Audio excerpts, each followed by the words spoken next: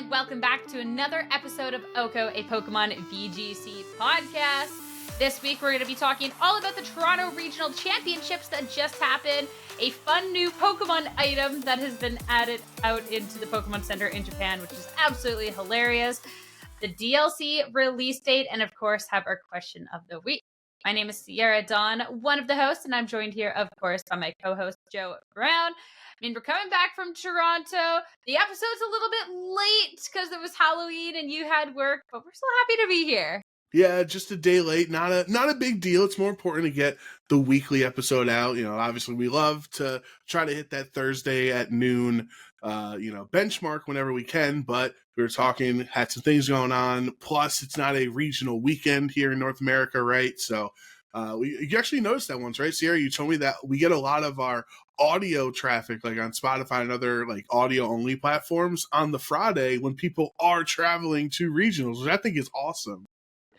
I think that's so funny, and it's the reason why we decided on that Thursday upload. So at least it's not a regional weekend. Still apologies for the late upload if it's something that you listen to on your way to work, or for locals this weekend, as of course it is time for point grinding season. But hey, you had work and I wanted to do Halloween stuff. So did you dress up or did you use up all your Halloween costumes in Toronto over the weekend?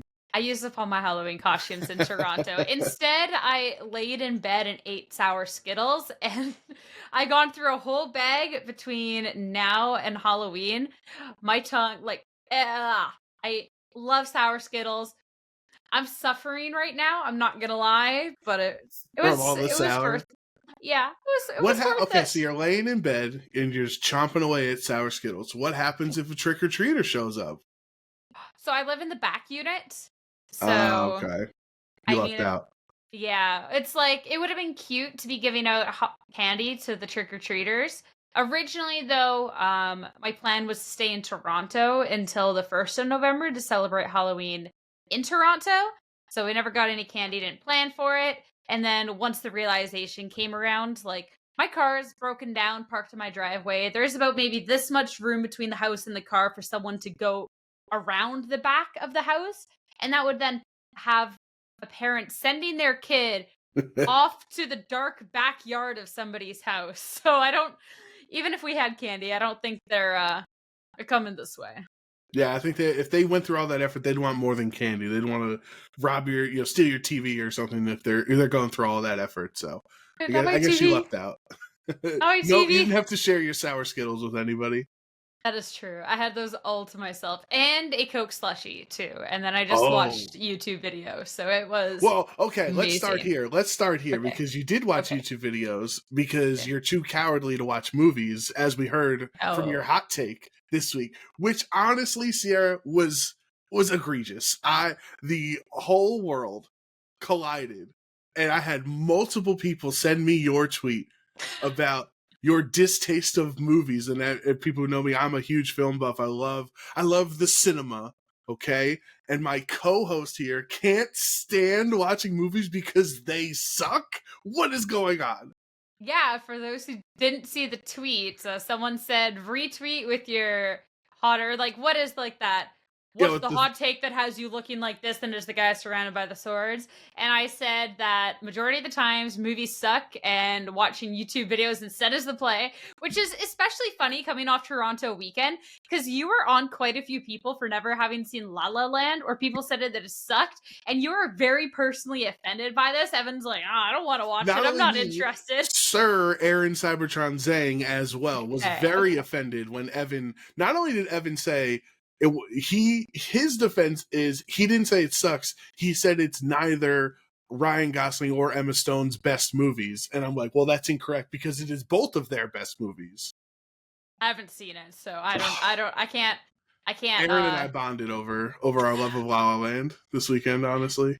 No, I don't know. Movies are a lot of the time boring. They're super predictable, and it's just like, I don't know. It's just not cool. I'd much rather sit and binge an entire series of a reality show on Netflix. I'd rather watch a 4-hour video unedited of somebody playing Phasmophobia.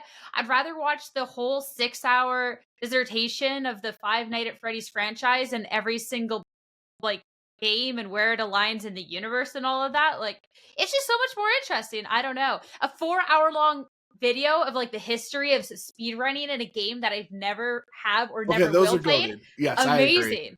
Those are like, great. Yes. I mean, those are all so good. They're so good. But okay, fine. So you can watch a video about a speed run of a game you've never heard of, and then after that you could watch The Godfather. Like, you could do both. I don't understand what this, like, you're drawing a line in the sand. Like, I have to watch YouTube video essays, therefore I can't watch, It's a Wonderful Life. Like, why can't you do both? Can't watch. I just don't like to watch them. Like, if I were to go and sit and watch somebody play a game for the next 5 hours, I'd be happy. The thought of having to sit through a movie makes me want to throw myself out this window. This is so heartbreaking, honestly. It necessarily makes sense. I don't know why. It's just, I'd rather not. I don't know. It's not real. It's not authentic, which is also dumb because then like YouTube videos. TV. I know, but it's just like my mind's like, this is the good stuff. Whereas a movie is just like, ugh. And like, there is a couple good movies. It's just what's your favorite movie of all time? I don't know about what favorite movie of all time is. I've watched each Pitch Perfect multiple times. So those are fun movies. Those are good movies. What is the movie? Okay, in your entire life, like, what's the movie you've seen the most times? Like, have you seen a single movie 5 times? Yeah, every single Pitch Perfect, as well as the first Pokemon movie. Okay, you're not giving me a lot of wiggle room here. I was hoping for like a Mean Girls or, something along, those lines, but all right, I guess Pitch Perfect it is. And the first Pokemon movie. You can't. Yeah, but that doesn't count. How does that not count? Because you had like 15 more years of watching the Pokemon movie to catch up on Pitch Perfect. You had 15 more years of viewing. Yeah, but I really like that movie, so it accounts for a lot. Plus, I always make sure to be finding the version of the movie that has the cut-out beginning of the movie, which not everybody knows about for the first Pokemon movie, where they actually had baby Mewtwo with Amber, and then they watch all of the other clone Pokemon baby die, and then Amber dies, and then Mewtwo's traumatized, but then they erase his memories. And it's actually referenced quite a few times in the movie, and it doesn't make sense because it was actually cut from the real movie. It's a little morbid for a kid's movie, I guess. It actually really is. And Amber's dad's wife leaves him because he's trying to clone their child because he can't get past her death. God. It's insane. What a compelling and interesting story from a movie that has stuck with you all these years later. Yet your trashy, love is life, whatever. What was Milton on? Love is something? Love is blind. That one, yeah. That one, that's in one ear at the other. You're entertained in the moment, but then it's fleeting. But that Pokemon movie experience you've had for 20 years has stuck with you right here. That's the power of film. Counter argument. That moment's actually only stuck with me for the past 5 years because that part was cut from the real movie. So I hadn't seen it before when growing up. Okay. So the best part of the movie, cut. The most compelling part of the movie. Okay, but then when the Bellas win the sing off or whatever, you've enjoyed that every time you've watched it. That's an exciting, happy time. I just like music. So I just like music. I love the Pitch Perfect movies. Yeah. Also, I like music too. Good. Like some great musical films such as La La Land. Anyway. Yikes. Maybe me and Aaron need to start our own La La Land podcast, actually. I think that's the play here. That's the play. I just thinking, the next bet that we make, the punishment for me is I have to watch La La Land. Oh my God, what a punishment. Critically acclaimed film, yeah. Yeah, no, absolutely dreadful. But hey, this is a Pokemon podcast. We will talk about the Pokemon things, and even if there isn't a regional coming up this weekend, we are coming off the back of a regional that was in my home city of Toronto, which is super, super exciting. Toronto, too, was just a lot of fun. A little cold, but beyond that, a lot of people were traveling out to this event, a lot of people from overseas. I got to go and actually cast my first event of the season, so that was exciting. You got to SME the event, the subject matter expert, so you got to go as well. Yeah, I was definitely happy I got to go. I love Toronto. The first time I went was in 2018. That was a critical hit vehicle. We all shared an Airbnb between both games. There were no towels. There were not enough beds for all the people. It was a time, but we all bonded over Vine compilations on YouTube. Oh, amazing. Just like all night, the good old days. But so yeah, I had not been since 2018, but I do love Toronto. I've always expressed it as like a cleaner New York City, because when you do walk around, it's like, wow, this is a big city. A lot of people live here, but it's also not garbage on every corner of the street. So I will give Toronto that credit. And overall, I think it was a great time. On Friday night, I went out to dinner with Jake and Gabby, and we went to like this Liberty Village area or something. It was a bunch of bars and restaurants. And then after we ate, we met up with the production team at a bar, watched game one of the World Series, because they're all from Texas and the Texas Rangers were in the World Series. And we were in the bar at like 1 a.m. watching the Rangers hit a walk-off home run with the whole Paper Lake crew. It was like the coolest experience, because they're all fans. They're like, oh my God, it's the best day of my life. Goodness.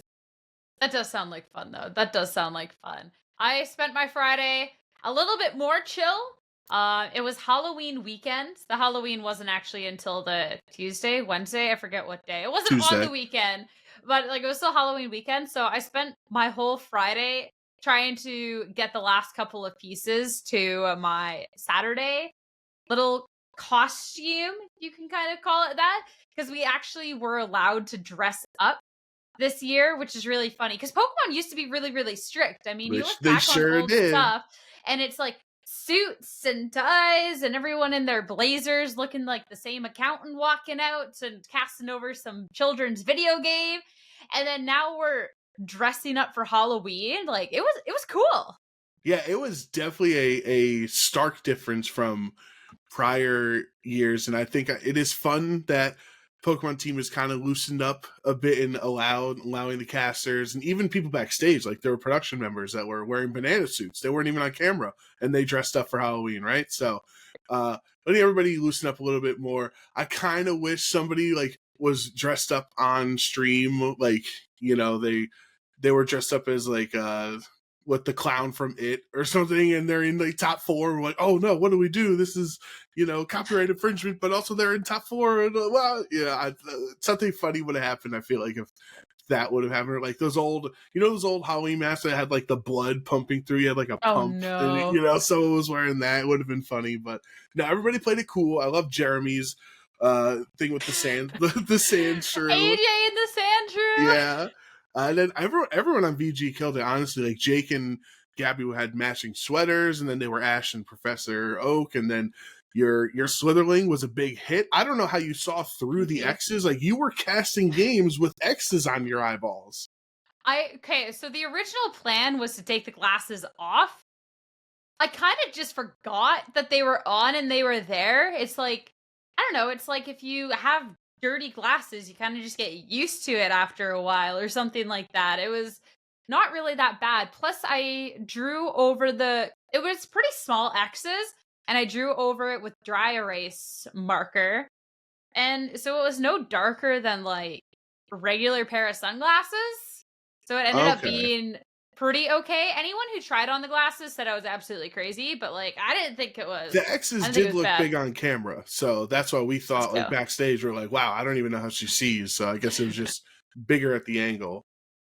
Yeah, I was proud of that Slitherwing costume, because so my Saturday costume I did like a slight like Slitherwing costume, and my Sunday one was Incineroar. Both costumes super, super scuffed. I have been looking for a orange skirt for like a month and a half, and I've been not able to find one. So I went out shopping on Friday because I was like, hey, it's Toronto. This is my last chance to find one. this perfect orange skirt that I found cost over $200. Sounds about right. I'm like, for a Halloween costume, like, no shot. Like, it's like not actually a nice orange. It's like a orange. I'm never gonna wear this again in my life. So then I kept searching. I found the orange dress, and then I was like, Katie, please let me wear a fluffy white vest on stream, please. And she let me. So I was Katie's super pumped about that. Katie's the best. I didn't ask about the glasses, but then Aaron also showed up with glasses. So we were just like, oh, we're just gonna go for it, and all ended up being fine. The Incineroar costume was a Spirit Halloween costume that Ugarte had actually gotten last year because he was going to dress up as Incineroar that same Halloween where I dressed up as 2016 World Champion Wolf Glick. But then he ended up not dressing up as Incineroar, so we just had the costume sitting around. So then I wore that for a Halloween and just put cat ears on it and wore it on stream so that I was Incineroar. Because at first when I saw you walk in, I'm like, oh, she's like a prize fighter or something to see the championship belt. And I was like, oh, that's right. Incineroar does have that belt like right there. And so it was very, you called it scuffed, but I think it was minimal. Okay. It was just so funny. It was funny, like, sending the approval to, because, like, if you're going for something pretty wacky, like, you do kind of need to send it off to production to get it approved. And I just send the picture of the thing to Katie, and, like, on the package originally, the girl's wearing super shorts, shorts. Mm-hmm. Wow, talking's hard. And then, like, not even a tank top, like a sports bra. And I'm like, all right, Katie, this, but stream appropriate and with cat ears. And she's like, okay. I just love them. Jake and Gabby had such amazing coordination. Yes. You could tell that me and Aaron did not coordinate because he dressed up as Larry. So a suit and tie and a briefcase. And then I'm sitting there next to him with cat ears and this bright red, like, silk robe. Yeah. I guess if you guys could have thought you could have been like Rika or something, you could have had like the button down and everything. I don't know where you would have found the green hair, but that could have been but I think it all worked out. Everyone got to show their personality. You know, Aaron committed to the bit as Larry of just being there because he has to be, so he didn't even fill out his pumpkin, which I thought was really funny. So the biggest controversy of the whole weekend was one Kyle Sablehouse winning the pumpkin contest on the TCG Oh my stream. goodness. This is blasphemous. I think the fix was in. Twitch chat must have had an agreement with Sablehouse because that was egregious that we allowed that to happen. Yeah, anyone who missed the stream, we were allowed to carve pumpkins. So I don't know if a bunch of people messaged Katie. I know that I definitely slid in the DMs like, Katie, please let us carve pumpkins on stream. I'm begging you. Like, I'll never ask you for anything ever again. Last time I told her that, she said, no, you're definitely going to, and called me out, but whatever. But we carved pumpkins on stream, and then she one-upped it and added a prize. So we all spent all weekend carving our pumpkins. Aaron didn't carve anything. And then over on the TCG side, there's just this tiny little orange. Yep. Not even a pumpkin. Not even a pumpkin. It's just an orange with a little red top on it. Just this Pokeball. And he won, which is insane.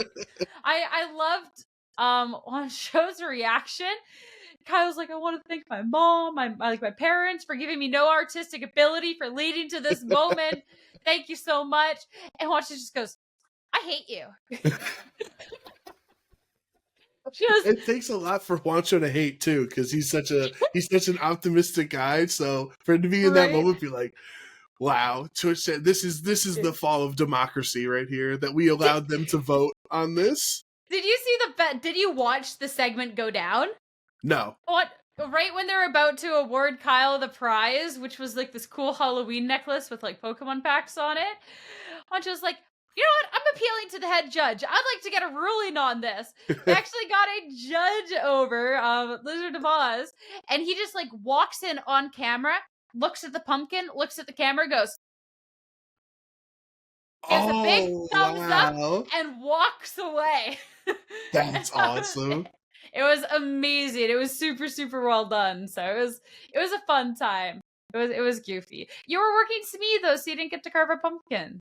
No, I was fortunate enough to not carve a pumpkin Fortunate. because it's tough work. You guys put in so much work in there, and I would have just drawn an electrode or something. Like I feel like I wouldn't have even been in the same breath as the rest of the VG casters, besides Aaron because he didn't even try. But I don't know. I've never been a big pumpkin carver to begin with, so I think I would have been at a big disadvantage. And I was happy just to be subject matter expert. Just if the way I kind of look at these we kind of have 6 roles at every event now, right? We have 4 casters, a host, and then an SME. And my theory is like, okay, well, this would just be a weekend I'd be sitting at home anyway if I wasn't chosen to be here, if we only had the 5 roles or even the 4 roles before we had a host, right? So like I feel fortunate enough to at least be one of the 6 that get to experience it and celebrate and hang out and stuff in the new city. So I was still happy. I had a lot of fun on the line. I've gotten to know the production people like ever since I worked Worlds in Japan as SME. Like I've gotten to have good relationships with some of the people on production, and it's a good time. It's really funny that we never hear how much they actually say and how much they talk about us, and it's not always like a bad thing. They're not like, wow, that hat looks stupid or something. Like just like general conversations talking about the other casters, and they kind of forget, because I am a caster, I'm kind of a hybrid in that moment, right? That like they're talking to a caster about all the other casters and stuff, and like I'm in on the gossip and like, oh, whoa, what'd you hear, whoa. And it's just like it's a really fun hybrid role where you get to still help them out. Like my favorite thing that we've done because the SME, for anyone who doesn't know, we'll talk about some of the other responsibilities, but the main thing is we tell production like, okay, I hit the mic and I go, player 2 is about to win, because they don't know all the ins and outs of the game and everything, and they're more worried about, okay, let's get the right camera sequence, let's get the music ready, let's get the blah blah blah. My favorite thing is when you say that, like, player 2 is about to win, and our director will be like, okay, are you sure? Is there any way player 1 can come back? And then you can start to slowly explain the game to the production line so they can start to understand sequences and how it's playing out, right? So if it's 4-1 on the Pokemon, okay, this team's obviously going to win. They're up 4-1, and the one Pokemon has 5 health or something like that. But the best part is because you always answer like, no, they only have Amoonguss left, so it's over. So now the production line, they just hate Amoonguss. Every time they're like, oh, this one's over. It's just that mushroom left. And I'm like, they're like kind of right. Like the mushroom is not able to 1v4. Like you are correct. So I like that we've actually taught them some Pokemon knowledge and has been geared into the direction of just Amoonguss hate. I love that they're teaching them anything. It is Amoonguss hate. It's so funny, like what production picks up on as well, because production is also a really big fan of Justin Tang. Yes, they love the Tang gang. Yes, last year Justin Tang was the first person of that season who had never played in an event at a regional level event.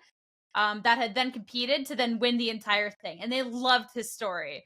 So they're all Tang gang. Whenever they see him, they're like, "Oh my god, like it's Justin Tang!" Like you're literally back there. You pulled Justin for a match, and they're like, "Yeah, let's go, Justin!" Like they're all in on it, which is really really funny. And then they were a big fan of Adula at Vancouver, Semfra, for the same reason, because then they're like, "Oh my god, is this somebody else that is going to do the same thing?" They called that on day 1. And then he won the event. So production's all in on that storyline. They love Justin Tang. They're a big fan of Abdullah. So I love funny. Like shout out to our graphics guy Dan. I love Dan, and we sit next to him. We work in tandem with him for the most part as SME, and he'll just be like, I'm writing in it's round 7 or whatever, and I'm doing the inputs and for in game and stuff, and he'll just be like, hey, and he shows his phone. He's like, Tang just won. He's still X2. He's good. I'm like, thanks, Dan. He always has the updates.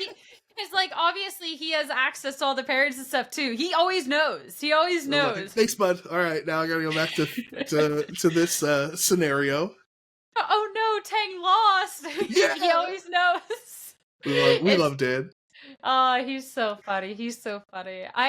It's like, hearing, like, the fun stuff of the SME role, it makes me laugh. So, a little sad, because I've already told production that I am not interested in doing the SME role at all, because I want to compete at any event that I don't cast at.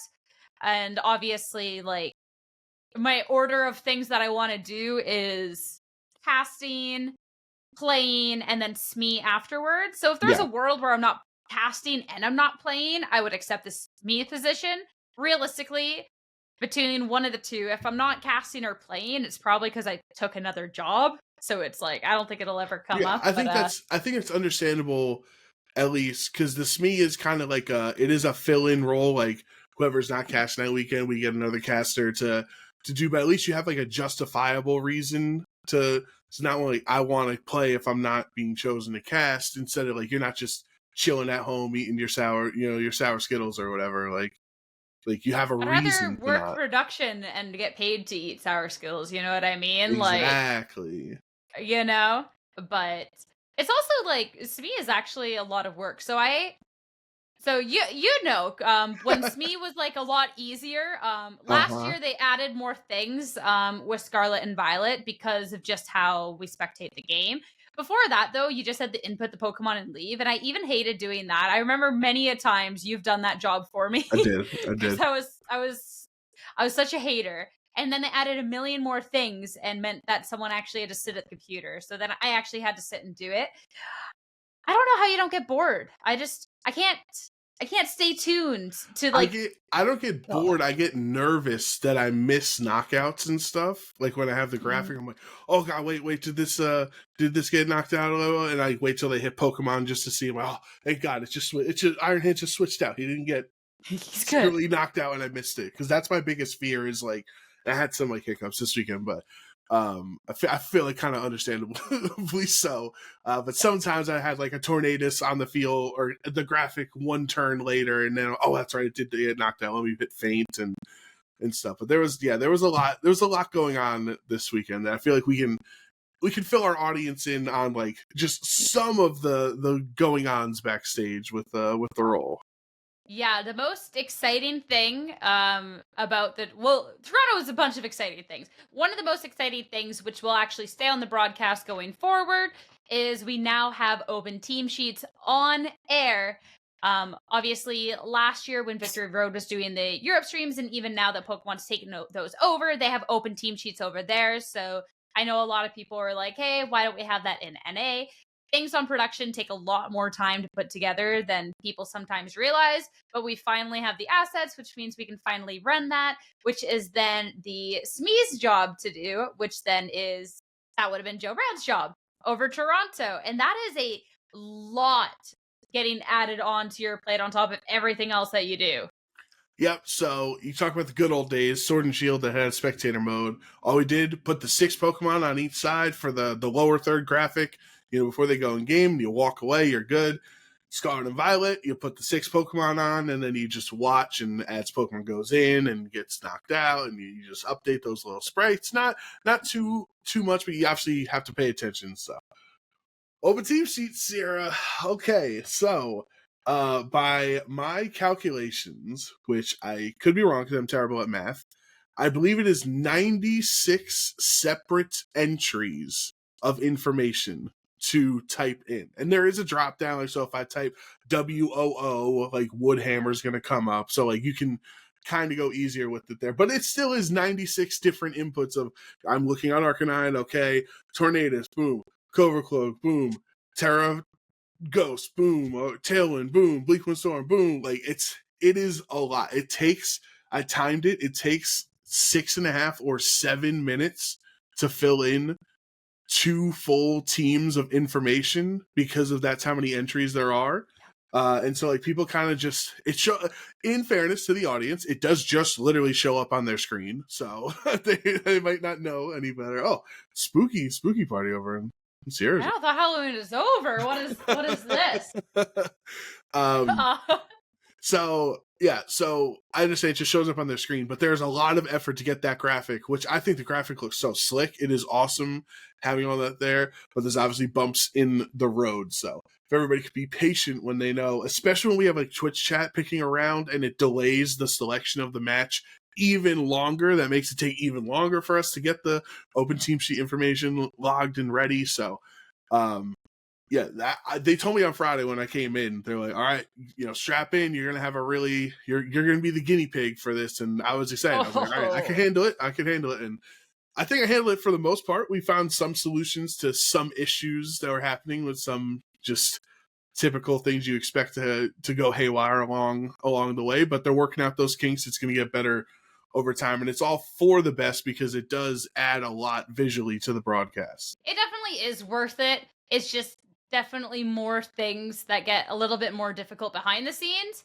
Hopefully there's a way to make it easier. That kind of sucks that you had to be the guinea pig for it.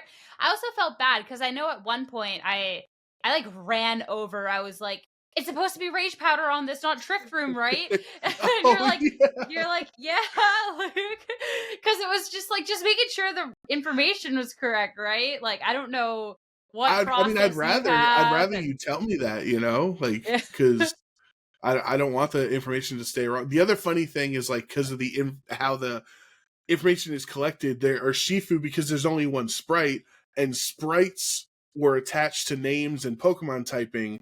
That, like, Evan came up to me and was like, oh, it says Urshifu's dark fighting. And I'm like, oh, no, that's not good because this is the water fighting one. And like, look, but there's only one Urshifu spray. And then he's like, the next round's like, it says Urshifu's dark fighting. I'm like, I don't know what to do. So we worked with production and we made it's kind of copy pasted in the index, in the code, a second Urshifu spray. And one was single strike and one was rapid strike. And we did get to update the rapid strike one to be water fighting, which obviously is very important. It's like, why would single strike run Terra water surging strikes? It doesn't kind of make sense, So we fixed that visual bug. But yeah, I know I had a couple of stinkers. I had a couple moments that I forgot. Like, I had the wrong. Honestly, it's because I had our Sinisha from our Pheasantipity team in my brain when I was filling out the Sinisha. We had Trick Room at the time when we were testing it. So I was just feeling, okay, Rage Powder, Shadow, Trick Room, like, because that's just what was in my head. So that's where I messed up. That's on me. I mean, it as well, because, like, I know after the event, you, like, apologize for any mistakes being made, but, like, everybody has made a mistake on SME before even the open team sheets was a thing. Whether that was not putting a KO, whether it was putting a KO too early, putting out the wrong Pokemon. Like, I think I don't know, one of the regionals that's already happened this season, they put Glamora on the graphic as opposed to the Water Ogre Pond, or vice versa. They just picked the blue Pokemon. So, like, the mistakes happen. Like, it's not a big of a deal. One of the things that I thought was really interesting was because of how things had to be done, that we now get to see I don't know if they'll change it for the future, but we got to see all 4 Pokemon on each side before that information was revealed, which was, I didn't really notice it until quite a few matches into casting, because I don't look at that screen. I only look at the main gameplay screen. But it's like, it's nice to have the information because obviously people play differently depending, but then it also takes away some era mystery. But then again, you could argue that era mystery is already completely gone for one person because you're spectating from one person's view. So at least you have equal information now. So it's like, oh, wow. Yeah, I think because there were a lot of conversations online about having all 4 Pokemon showing up at once, and they're like, please switch it back. And it's like, I wish we could, but in the current moment, they're not going to get into the weeds with how the stuff was being run behind the scenes. We had some syncing issues between the open team sheet page and the in-game graphic page with the active and fainted Pokemon and the held item showing up. So that's the simplest way I can put it, is that not everything changed and synced properly connected all the time. So the simplest solution, instead of having me and our graphics guy just sweating it out every single time a Pokemon switched in and changing the item and all this nonsense, was to just have all 4 show up. We talked to TVCI about it. Like, they were all cool with it. You can argue it's actually more fair than ever because you're revealing the 4 Pokemon on the person who's not on the stream, since the person on the stream is inherently revealing who their 4 Pokemon are. So it is even a more balanced approach to it. Like, and it was really saving our bacon, like, not having to keep going in and out and turning held items off and then turning it back on once we switched it. that was probably the hardest part. So once we made that decision, like lock it in all 4 at once, and that's cool. That was like the best solution we could come up with in the moment. We gotta talk about the real great debate though, and we've talked Okay. about this OHKO graphic that shows up, not like OHKO podcast, but an actual one-hit KO in the game. What if Pokemon gets a one-hit KO? There's been a lot of mixed reviews about it. Some people hate the sound, some people just think it's distracting. Very mixed. The newest discussion is Urshifu Rapid Strike. It hits 3 times. Is that a one-hit KO? Because I think like it's still worthy of running the graphic, but you don't think it is. No. So I have remained neutral on this. I am willing and able to allow people on either side of the political aisle on this Urshifu one-hit KO debate influence me. I am leaning towards it is an OHKO because as Len was the first SME when we had the OHKO graphic in, where was that? Pittsburgh, I want to say. Pittsburgh, yeah. I don't know. I forget. But Len had it. Or maybe Len did Peoria SME. Or I can't remember off the top of my head. I know he was at both of those. Because, Len, whatever. So, Len's argument was that Surging Strikes is not a 2 to 5. It's not Bullet Seed. It's not Rock Blast. It always hits 3 times. So, you will always do that amount of damage because it also always crits. So, there isn't the variance attached to, like Jamie Boy brought up, what about Population Bomb? Is that a one hit KO if it hits all 10 times? I'm like, well, we all know Mousehold never actually hits all 10 times. One of them's gonna miss. Just how the RNG, even with the wide lens, that 1%er still happens where you have 99% and you only hit 2 Population Bombs. But no, that is a variant amount. So like the Urshifu always hits 3 times, it always critically strikes, and it will always do that amount of damage. And if they go from 100 to 0 from one Surging Strike, I am leaning towards, I do think that counts to run the graphic. And I asked production this weekend, I said, what were their thoughts, the pros and cons on it? And they're like, let's run it. So if that's what has been deemed, then it's officially a one-hit KO. I think, though, with variable moves like Population Bomb, Bullet Seed, whatnot, I think it's still fine to run for those, though, because, like, once you start getting into that argument of variance, you gotta realize that every hit has variance, whether it's a low roll, high roll, critical hit, any aspect. If there's a Moonblast that the Pokemon would have survived, but all of a sudden there's a critical hit, you still run the graphic, even though it only got the KO because of variance. My personal opinion is if you click that button once and you get a KO, simple as that. Whether the move hit once, whether it hit 10 times, whether there's critical hit, whatever. If you just clicked a move, it was the only move into that Pokemon. Whatever happens next, if it lives, no graphic. If it dies, well, run the bell, So well, you're never going to get to experience the absolute power, the power trip of hitting the button because it's on a stream deck. There's one little square and it just says OHKO on it. And so most of the time, it's just our job to talk on the mic and be like, "Oh, that's a one-hit KO," or all this stuff. And okay, and then the graphics guy or the TD will hit the OHKO button because they both have access to it. But sometimes if they stepped away for the bathroom or something, they're like, "Okay, you're in charge. If a one-hit KO happens, you have to press it." And you go, "All right," and like you're rooting for it, like boom, and then you hear boom, boom, and I'm like, "Oh my god!" It's the coolest feeling when you get to press it because you can even ask Gabby. She came over once when our graphics guy was gone for a second and I was inputting stuff. I was like, all right, Gabby, I need your help. If an OHKO happens, you got to do it. She's like, all right, I'm on it. And then she pressed it and I was like, how did that feel? And she was like, that was amazing. Like instant gratification of pulling the lever essentially, but just pushing a button and having it seen on screen. I love the graphic, honestly. I think it is the funniest thing. Like, I know some people like don't like it. I don't know. It's goofy. It's Pokemon. Like, yeah, exactly. It's fun. The one criticism I do have of it is like I would like the SME to always have to press it, and I would be okay with not always running it based off of the current positioning in the battle. If it's not a OHKO that really matters, then it's fine not to run, especially too when you kind of like earlier on in the match, it's an OHKO that's it's not really leading to anything, or it's just kind of a normal. Like, I feel like use it too much. Because in a match, like, there could technically be, like, 7 KOs. Yeah. If majority of them are an OHKO, it gets boring to run the graphic, as well as the fact that then you're kind of taken away from the hype of when an OHKO actually really does matter. So I'd be okay with, like, kind of giving the power completely to the SME. If you see an OHKO, like, surging strikes into not Terra Heatran. That Right. thing's done. Yeah, it was gonna take Done. 400% damage. Yeah, like Yeah, like, and if it was just like, oh well, I'm letting this Heatran die, so I get a safe swap in because this Heatran's not gonna do me anything. Like, I'm okay with not running the OHKO graphic. Like, that's fine. Leave it for like the important OHKOs, you know? the other funny interaction that happened this weekend, one time is usually every other time, one attack, one hit KO.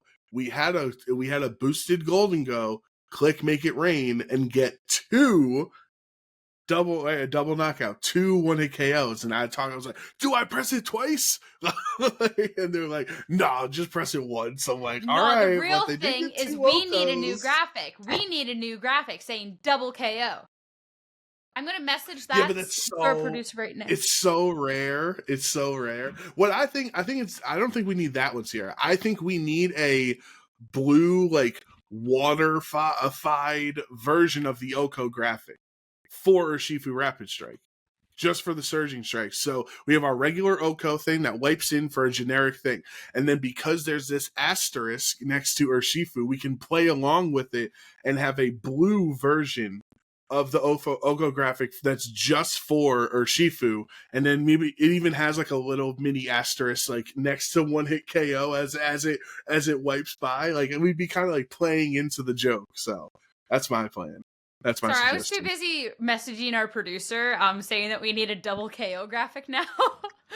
I don't know. I think that's cool. I think that would be fun. So I don't know. That would be. It doesn't happen very often, but you know. I just think about that when Restricteds come out, when you have the Precipice blades, when you're having Origin Pulse, when you're having like the water one that's super, super big, and water eruption. Water spouts. Are you thinking? Oh, I thought you think of Origin Pulse. And I know. I just said that one. Water spout. Yeah. But like in a restricted format, like I don't know, a double KO. Yeah. Ring the bell twice. I don't know. I don't want to worry about restricteds right now. I'm perfectly fine not playing with Kyogre and Groudon for the time being. So that's fair. That's fair. The other funny moments here. So the first time it happened. So the first match we have, that's a 1-hit KO. You know, run the graphic and then press a button or whatever.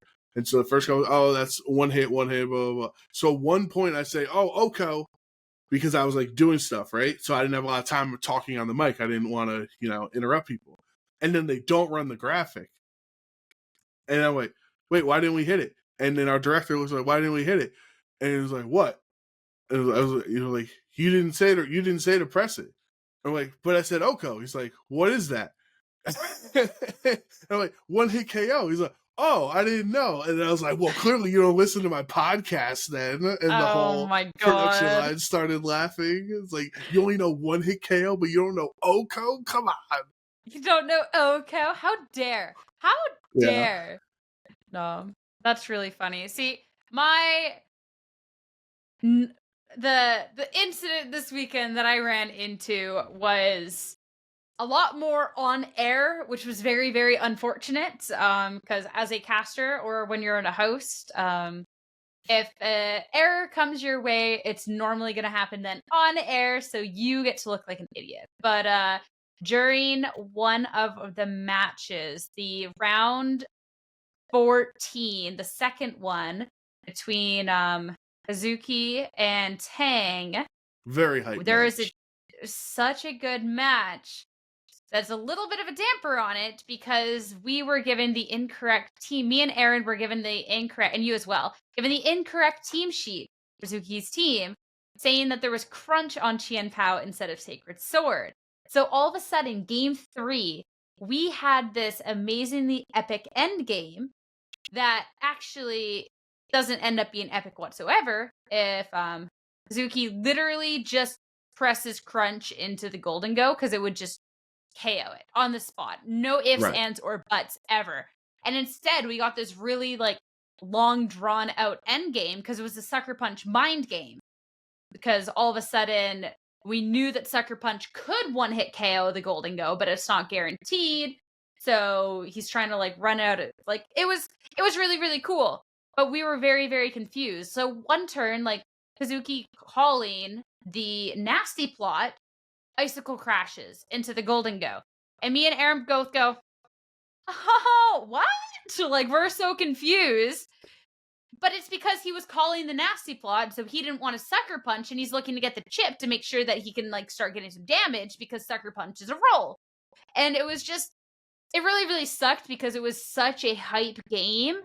And it kind of took away a little bit from it because, like, that could have been so much better casted by Aaron and I had we had the proper information. And it was just kind of a little bit of a bummer because we ended the game and I was like, oh man, that was super, super hype. And then we get the news and Aaron addressed it on cast and he also posted about it. But even like on the YouTube video, there's quite a few people that are like, why didn't he just crunch? He could have won the game. Like, this was silly. And it was like, no, this is actually a really hype end game. It's just, you can't really tell that if you don't know. So yeah, that sucked. Yeah, I am very passionate and frustrated about this specific issue. One, because people also thought it was on me because like, oh, well, Open Team Sheet says he has crunch. Like, well, that's what Arcanine has on it. So this is not the first time that this issue has happened where somebody has individually corrected their mistake before an event starts so they don't get penalized, yet the information is not updated in Arcanine. So it happened a couple times last season, I should say, same year, obviously. The one I remember happened to me and Scott in Fresno. We had Chuppa on one round, and he had a Dragonite, and I forget if it was supposed to be multi-scale versus inner focus. It doesn't matter which way, but basically his current Dragonite in-game was not what our team sheet said. And so we're like, uh-oh, like that's a big deal. So we're telling the judges, and like we're trying to cast and also say, hey, something's wrong with the team sheet. We have an error, multi-scale, inner focus, whatever. And then like the judges just don't care about it. They're focused on other things because they already knew that before the tournament started, Chuppa went to them and fixed his thing so you don't get penalized. And it's like, okay, well, that's good for real life Chuppa, but that's not good for stream because the information has not been properly updated, and it affects our ability to cast and present that information to the audience. And like, I would have thought that was June when that happened, and it seemed as if like everyone was just like, okay, well, is what it is. Like, obviously that was a mistake and we moved on, but like clearly this weekend it was a more significant moment. Like the Chuppa match was like round 5 on a Saturday. Like that was round 14 winning in with Justin Tang and his life on the line. Like that's a really significant time to not have correct information through no fault of our own. So I think going forward, like that's a really frustrating scenario to deal with because if you've corrected it online, like what is that barrier that you've corrected it in person so they don't get a game loss, and the team sheet that Kazuki was handing to everybody had Sacred Sword on it. It was only our team sheet, our online version of it still had crunch. So everyone else is on the up and up except for production in the entire room, and like that's what's really frustrating. So basically there is reasoning. I cannot say it on the podcast. That could be something I can tell you after, because I did come out of that match and I instantly like went to a judge. I instantly went to Katie like, hey, like I don't know where this happens, but just kind of flagging it so we can try and get a fix. And I did get an explanation. So that is I mean, if they can fix it down the road, that's the bet. That's the hope. That's the dream. Yeah, you'll understand. You'll understand when I tell you. But hey, you mentioned Chuppa, and I feel like this is a good opportunity to talk about the tournament itself and our tournament winner, which did end up being Chuppa Cross, which was super deserving because I feel like anyone who knows VGC knows Chuppa's name, despite the fact that he doesn't actually have a champion title in anything. So massive kudos to him. Yeah, for sure. Mr. always the bridesmaid, right? Many second place and fourth place and eighth place finishes in his career. He's been playing for, well over a decade at this point. He did technically have one senior regional championship, I believe, back in the day. So it's like, as long as Chuppa doesn't count it, quote unquote, whatever you want to say, like he was trying to vie for a Masters Division regional this whole time. So he had not been able to attain that until Toronto, and it was pretty cool because everybody was kind of just in line with it. Everyone was just feeling it, like the finals was Chuppa and Chua. Like, it's basically a Brooklyn Premier Challenge from 7 years ago in the finals between these two great players. Like, it felt like kind of a return to glory for the Northeast with them in the finals. And Chuppa, I think the interesting note, because he did use a lot of Dragonite over Skarnabout and he used a lot of Dondozo, obviously, is that he didn't have those two Pokemon. However, he has the Chien-Pao, which was consistent throughout his teams ever since Regulation C. It's just Chien-Pao has different partners on this team in Urshifu and Hisui and Arcanine that take advantage of the Sword of Ruin. So really happy for him. He played incredibly well. Even in that final set against Paul, that was a really fun set just to watch. I imagine you had fun casting it too, but everybody was just super happy that he won. It was just like a collective weight off of the whole community had been lifted now that Chuppa won a regional.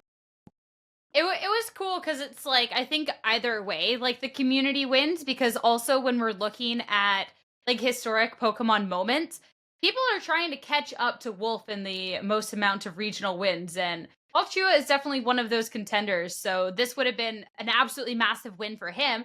I believe that would have been 5 Masters wins. No, he's at 6. So if he wins another one, he reties Wolf. Yeah. Yeah, that's right. I'm miscounting. There's too many people to like be counting wins at right that. Yeah, so. Riley is the one that's thrown a wrinkle into everything. It's like, because a lot of people are saying, does Riley catch Paul before Paul catches Wolf? Because Riley's at 5 now. Yeah, so like either way, all of a sudden we had somebody win who's nipping at Wolf's heels at this point, or it's someone who's been nipping at all of these regional championship heels, who's been getting these second places, these fourths, these top 8. So it was really, really cool. And it was like, I always get emotional when you see people react after they win, and like Chuppa's reaction to that victory too, like you could tell how much it meant to him. Yeah, it was super, super awesome. So it was super, super well deserved. I think in the final too, it was kind of a difficult match for Paul, but like Paul definitely did not make it easy for Chuppa at any point. So it was still like such a good finals. Okay, but real talk, that little mushroom that can't win when it's by itself, Paul almost won that game. He almost won. So I was talking with Dan and everyone else. I'm like, no, he has to.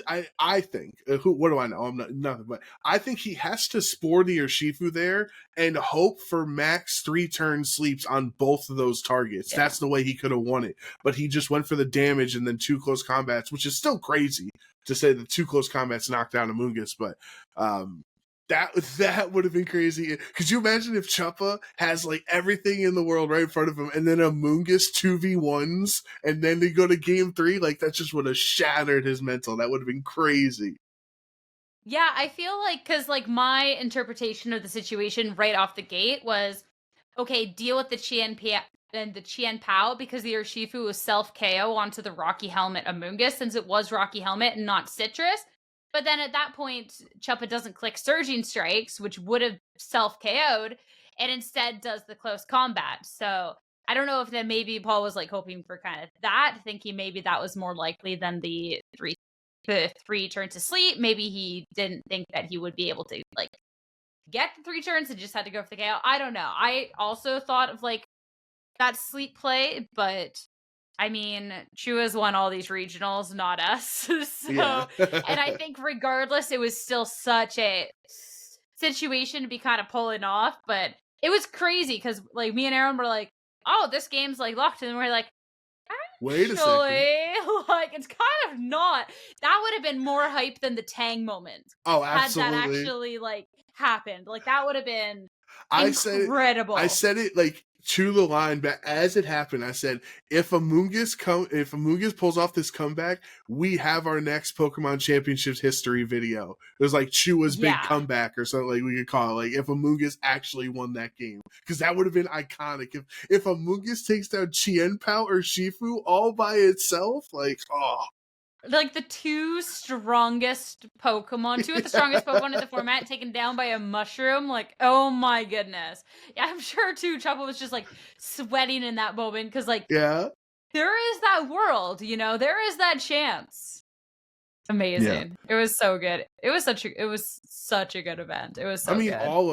all of the stream, I think we had a lot of fun this weekend. Like even Raghav with the Reggie Drago team multiple times showcased on stream, finishing top 4 for Raghav too. Jamie Boyd coming across the pond out of nowhere, in his own words, as he said, Jamie's like, oh, I haven't top cut a regional in 4 years. I'm like, well, 2 of those years we didn't even have events, so why are you holding that against yourself? You're still a great player, such a great team builder and a great player over in EU. Like, pick yourself up. Like, don't be so harsh on yourself.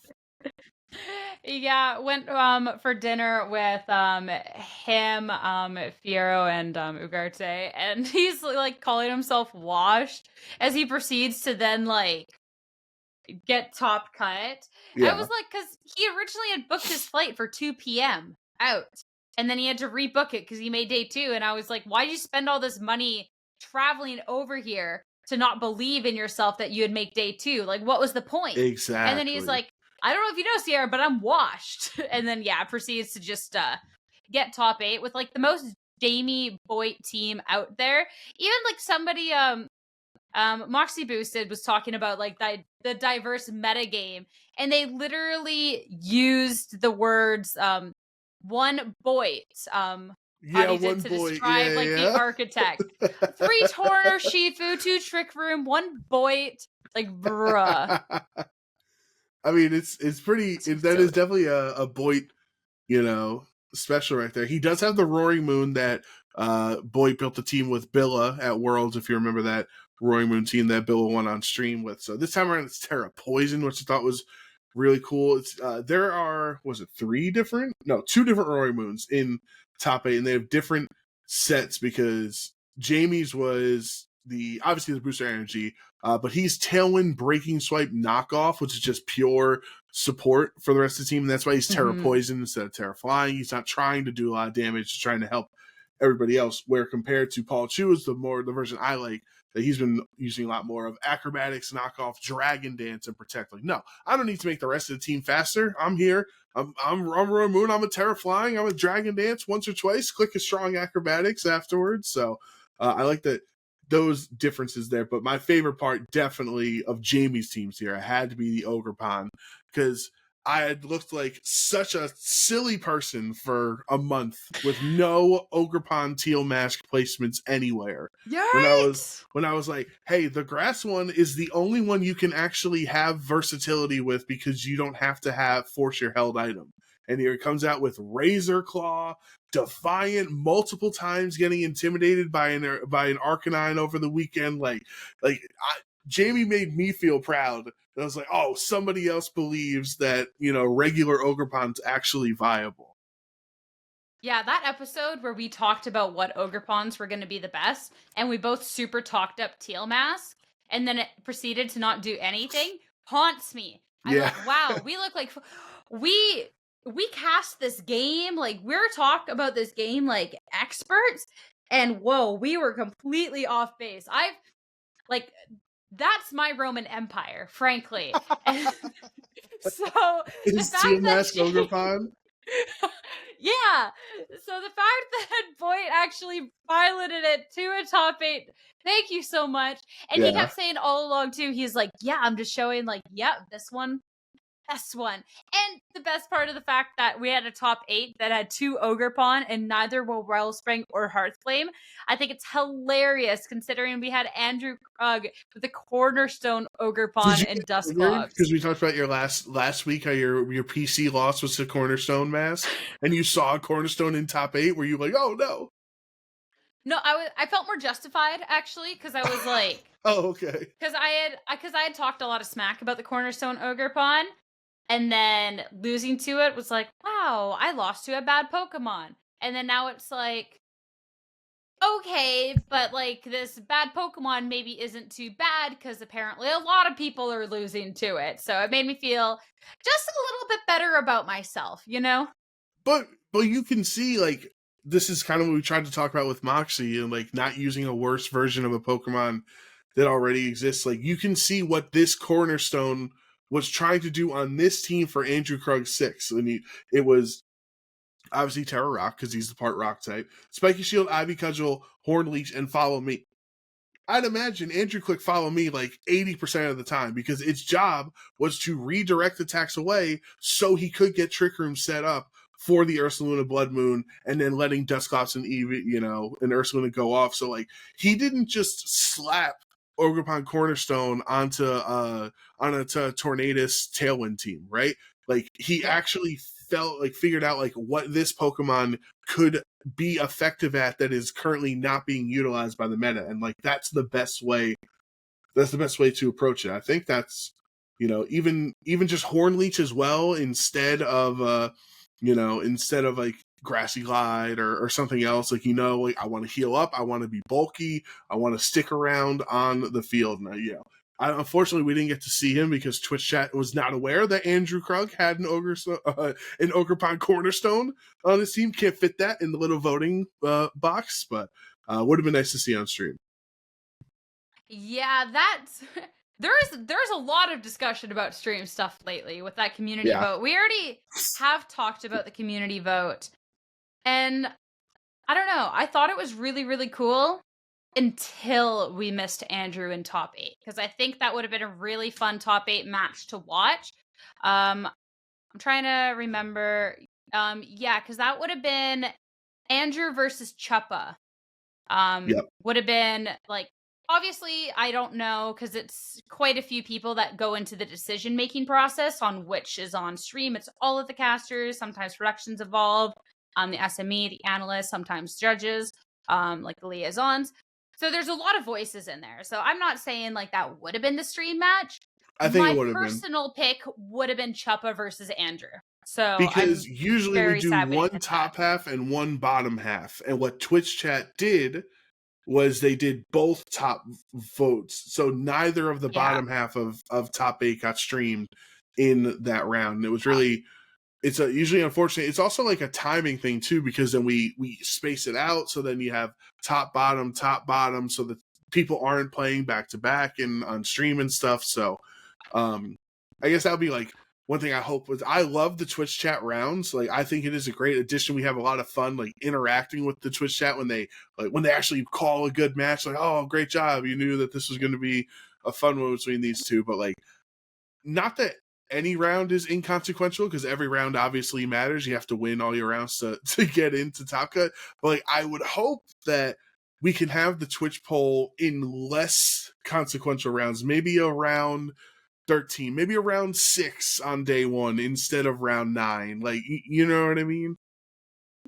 Yeah, that just gets tricky with the timing. So, reminder for anyone who didn't catch us talking about it last time, but when we do the Twitch pick rounds, all 4 tables need to be held until Twitch chat makes a decision. So, all of a sudden, going through the pairings, we have to pick 4 tables, and then every single one of those tables has to be held. So people have to run to judges have to run and hold those tables. Then we have to wait for Twitch chat to vote to then release the other 3 tables, or 2 in the case of like our 2 2 top 8s, for example. Or like not even the 2 top 8s, round but like 14s. Two round 14s is the one I was thinking of. Yeah. To then bring them over. But unfortunately, that takes up already a bunch of time. So it's, I don't know. It gets really weird with all the timing of things, all the moving parts.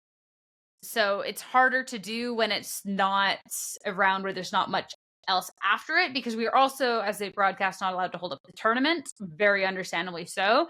So pulling it out like round 6 is a lot more difficult than like a round 14 or something, but it's still like, all right, what if they get one? Sad. What if Twitch gets one top 8 vote and then we get the other one? So that way I'd we be don't very just okay pull with the that. same side of the bracket. I'd be super, super okay with that. Like, I don't necessarily mind if we have, like, if all of a sudden, like, we have two what should be amazing games on one side of the bracket. I'm not really opposed to pulling from one side of the bracket, depending. But I do think, like, in this case, that maybe we missed a really, really cool match with Andrew featuring a really cool team that would have been really, really nice to showcase. Because, like, we kind of had our eyes on him for a couple of rounds, but it just didn't end up happening, especially when we get, like, the Twitch chat votes, right? So, because, like, I don't blame Twitch chat anyways, Of because all of course a not. sudden you Yeah. put 4 rounds, Chua versus Tang. Of course they're gonna pick that, you know? Like, it's Right. hands down. Yeah, That's I would tough. agree with you there. It's tough. I feel like we're moving in the right direction. We're having more chat interaction, or I guess it's a better viewer experience, right? Because we're not technically talking to the chat, and so like there are growing pains along the way. And I'm sure as we get better and more comfortable with this system, we'll be able to flesh it out better and like make it a little more Goldilocks, right? Like we give chat what they want, but we also we're not just like beholden at all costs, no matter what, to whatever chat wants, because that's also not a great place to be in. Yeah, that's exactly it. Like, I even mentioned to you that, like, maybe, like, the thought is, oh, okay, we're gonna let Twitch chat pick our round 9, but if pairings go up and there's just a round 9 that is the round 9 to pull, that then we could just, because, like, we don't announce it to Twitch chat that we're doing the Right. poll until, like, we are like, hey, things are live now, so, like, could we just not in those cases? Like, if there's a better one to storyline, but then that also brings in, like, the whole, it's all, like, everyone's opinions, you know? Like, I Yeah. think that we missed out by not getting the Andrew Chuppa match. I think that is the right choice. That is my opinion. You know what I mean? So maybe on a broadcast storylining level, I think that would have been better. But then all of a sudden, if we took away the chat vote, we didn't stream the other match and we streamed the Chuppa Andrew one, maybe people would be upset because they think the correct one would have been Boy going up against Bobby, you know? Yeah, I mean that could have been interesting too, right? It had the sinister. So when you get to the top 8, obviously in the ideal world back in the day when we didn't have day 2 Swiss, we just had all 4 top 8 and then the 2 top 4s and then the finals. So we were just doing 7 matches in the day, but that's not feasible anymore now that we have the day 2 Swiss. So in theory, any of our top 8 matches should be good enough to, like, this should be exciting enough because the stakes are high regardless of which players are actually in the match. Which that isn't incorrect, you know? And it's not that, like, don't think they'd be good matches. It's just sometimes as well when we get to the top 8, first off, it could be someone that we've already featured multiple times. Like how we just had like, Chua on, and then he's on again. well, it was just, yeah. well, if Tang had beat Chua, Tang was on stream for day 1, then he was around 14, then we instant had him for top 8 because chat voted that way. If he won, that would have been top 4 and then potentially finals. That could have been 5 times during a weekend. You know what I mean? So it's kind of, and like, sometimes it just does happen, but at the same time, when there's other matchups that maybe like, oh, that would have been the one, like, I don't know. I just feel bad, like, if we're gonna keep it at round 9 and round 14 or whatever, like Justin Tang and Wolf Glick and Paul Chua and all these high, like, they will essentially never have a off-camera winning in match again if it's always up to chat. You know what I mean? Because every time, oh, Wolf is 6-2 and he's playing whatever, we're gonna put him on the graphic. They're gonna vote for him, and he'll never just have a regular round 9 ever again. Like, it will always be on stream no matter what. And I kind of feel bad for popular players like that just because they are entertaining and everybody likes them, that by virtue of that they now can just never have a regular round 9 ever again. I mean, it goes simply to, we just don't put them as an option. But then I also feel bad that we can't just put them as an option. Yeah. You know? So it's, and then people who are not well known. So on the because that was also a discourse too. Players that are not necessarily the most known by the community that are going to get passed by on the vote, even if they're well known. So like someone Yep. like Dylan Salvanera, he is pretty high on like the championship leaderboard. He's been grinding. He was having a great season He's won a last year. regional. He won a regional in But 2018. he's won a regional. Yeah. But he doesn't have that name recognizability with the chat. Therefore, he's not going to get voted for, even when he's in a position that, hey, maybe we would have pulled him for that match.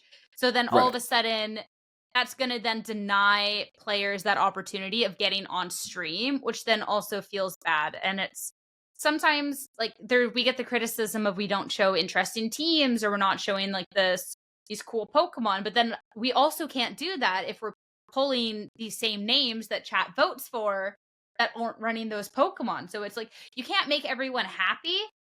And then that's also really frustrating. Like we can't, and like at the end of the day too, Twitch chat's voting for it. So then it's like you can't make everyone happy, but it's directly Twitch chat that is voting for these options.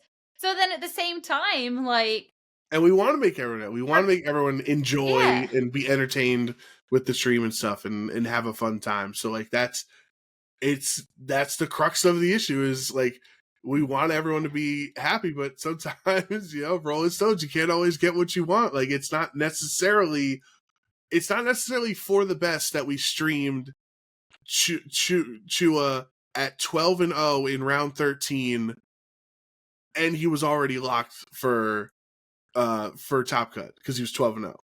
Like that's what Twitch chat wanted. That's what won the poll. But like that's not best for us because clearly, as we saw in that match, he played Chuppa in that round. I'm not going to say he was clicking buttons, but he was definitely not bringing the same Pokemon in round 13 as he brought in the finals and doing the same strategies. I think it's fair to say that, right? So, like, you get what you want. I guess you got a 12-0 Paul Chua that the match result didn't actually matter too much compared to something else that could have been more interesting in the round 13.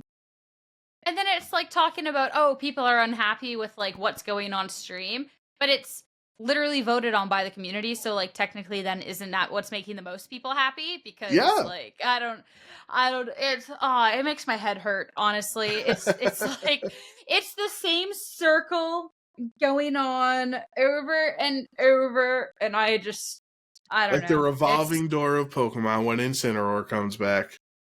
Ugh, I was listening back through my Toronto cast and my newest crutch, All Things Considered.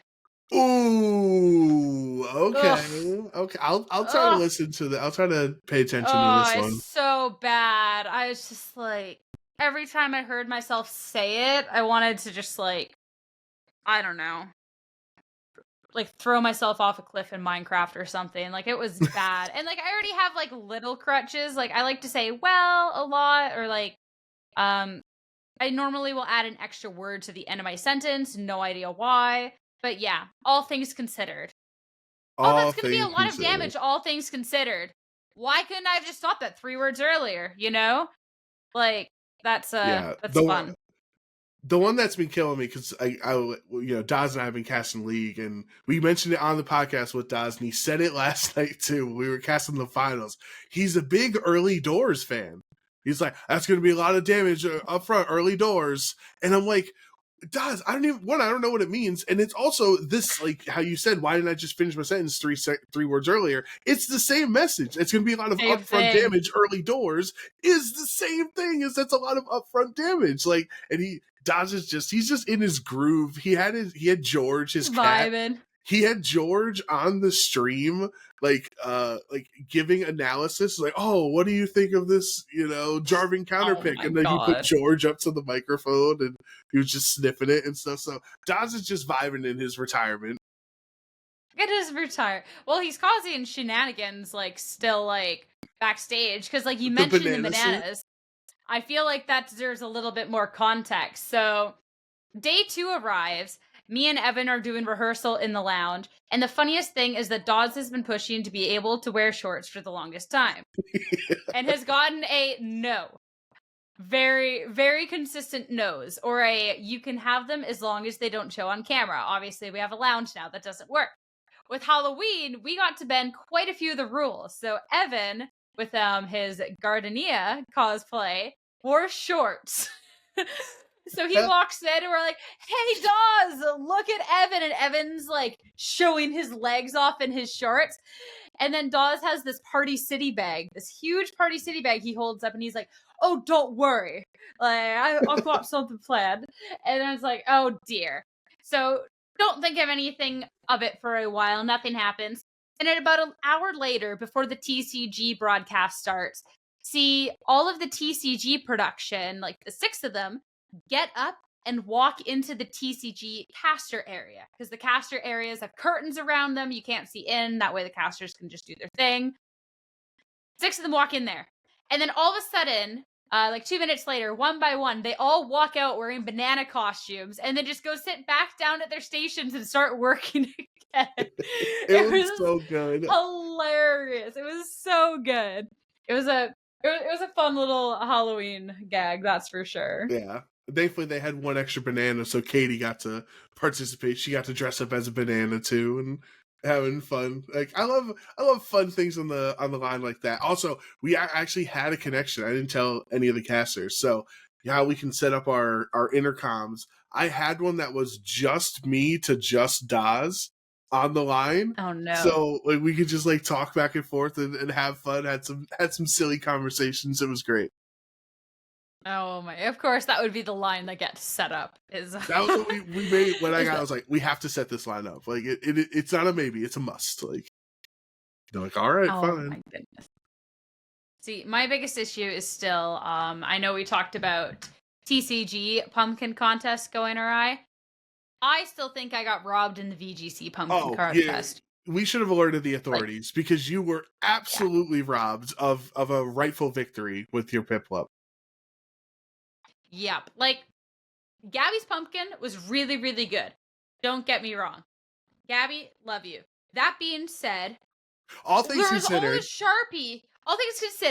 was Sharpie all over the pumpkin. It was drawn. It wasn't carved. You had little carvings, and you had a really wonderful drawing. I painstakingly carved out this Piplup. All this extra details, these levels, like, there was like shaved parts into like these carvings around to get the full silhouette. Like it was like me and my now 12, because I gave one up for adoption. Me and my 12 Piplups worked really, really hard on that. And my Piplups all just got robbed of that. And then chat loves Bidoof. Exactly. I was going to say, but unfortunately this is democracy at its finest. Chat, they saw all the work you put in. And then it didn't matter because they said, haha, Bidoof. And they voted for Bidoof. Yeah. I told Gabby, I was like, I can't even be mad at you for pandering to the chat because it is your favorite Pokemon. So I can't even be that mad at you. But regardless, I'm still mad at you. And then she said that we'll have to rematch next year and she will not do a Bidoof. So that'll be my arc for the revenge. Now, are you not going to do Piplup out of fairness? Because you've already practiced the Piplup this year. So, well, I think that'll be like a discussion me and her have to have like going into next year. Because like the offhand answer is like, oh, I probably shouldn't do Piplup. But also, if I take, probably at that point, I'll probably have 20 Piplups. But if I take 20 Piplups out to, I guess it's not guaranteed to be in Toronto. So maybe I won't have my Piplups. Yeah. I'll have to learn how to do a Slitherwing pumpkin. That would be insane. That will turn out so bad. That was such a complex Pokemon to carve. Wait, actually, I have a question here. I think this is a burning question that's on the mind of many people. Okay.